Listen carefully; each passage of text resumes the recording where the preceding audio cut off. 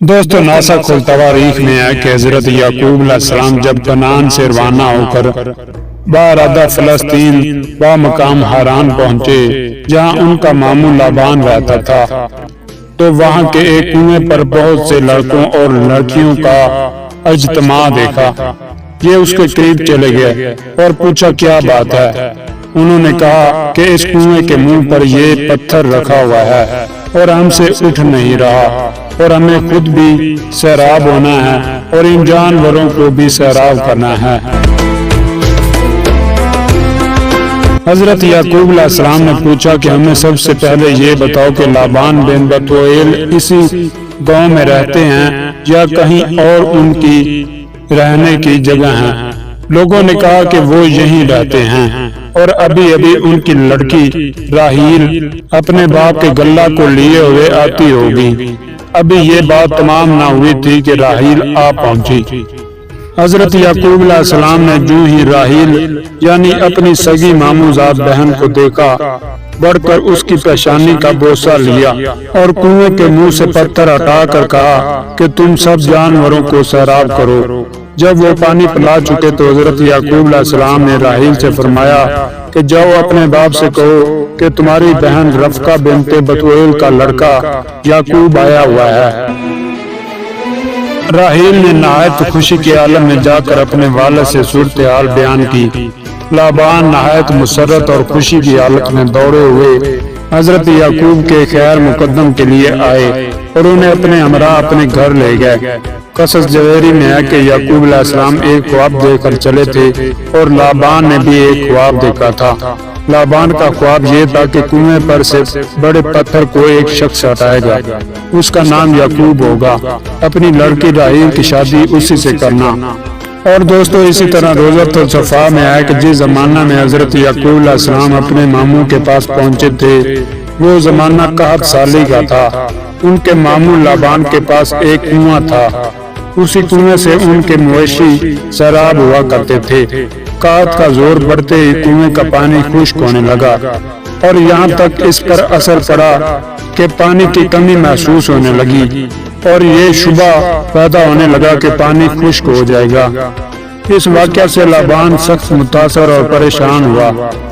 ایک دن حضرت یعقوب علیہ السلام سے اپنی پریشانی کا اظہار کیا اور کہا کہ اگر اس کنویں کا پانی خشک ہو گیا تو نہ صرف یہ کہ میرے مویشی اور جانور ہلاک ہو جائیں گے بلکہ اپنی بھی خیر نہ ہوگی۔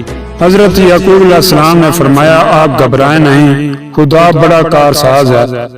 اس کے بعد آپ اپنے مقام سے اٹھے اور کنویں کی طرف تشریف لے گئے۔ وہاں پہنچ کر آپ نے کنویں سے ایک ڈول پانی بھرا اور اس میں منہ لگا کر تھوڑا سا پیا اور باقی پانی کنویں میں ڈال دیا، تو خدا کی قدرت سے کنویں کا پانی بے انتہا بڑھ گیا۔ یہ حال دیکھ کر لابان حضرت یعقوب علیہ السلام پر گرویدہ ہو گئے۔ اور دوستوں مورخین کا بیان ہے کہ حضرت یعقوب علیہ السلام کے ماموں جو زمین کنعان سے ترک وطن کر کے فلسطین شام پہلے گئے تھے اور جن کا نام لابان ابن بتوئیل تھا، ان کے 2 لڑکیاں تھیں، ایک کا نام لیا اور دوسری کا راہیل تھا۔ ایک دن جناب یعقوب علیہ السلام نے اپنے ماموں سے کہا کہ میرے والد حضرت اسحاق علیہ السلام نے مجھے ہدایت کی تھی کہ میں آپ کی لڑکی سے شادی کروں، بنابری میں اس مقصد کے لیے درخواست گزار ہوں۔ لابان نے کہا کہ اس مقصد کے لیے کم از کم 7 سال تمہیں بطور مہر گھر کی خدمت کرنا ہوگی۔ انہوں نے منظور کیا اور 7 سال ان کی بکریاں چرائیں۔ اس خدمت کے عوض میں لابان نے اپنی ایک لڑکی کی شادی حضرت یعقوب علیہ السلام کے ساتھ کر دی۔ پھر جب اس کا انتقال ہو گیا تو لابان نے دوبارہ 7 سالہ خدمت کے عوض میں دوسری لڑکی کی بھی شادی حضرت یعقوب علیہ السلام سے کر دی اور دونوں کو ایک ایک کنیز خدمت کے لیے دی۔ راہیل کی خادمہ کا نام بلہا اور لیا کی خادمہ کا نام زلفا تھا۔ حضرت یعقوب علیہ السلام نے اپنی بیویوں کی مرضی سے ان کنیزوں کو بھی با اصول شریعت استعمال فرمایا۔ خداوند عالم نے ان 4 عورتوں سے حضرت یعقوب علیہ السلام کو 12 فرزند عطا فرمائے۔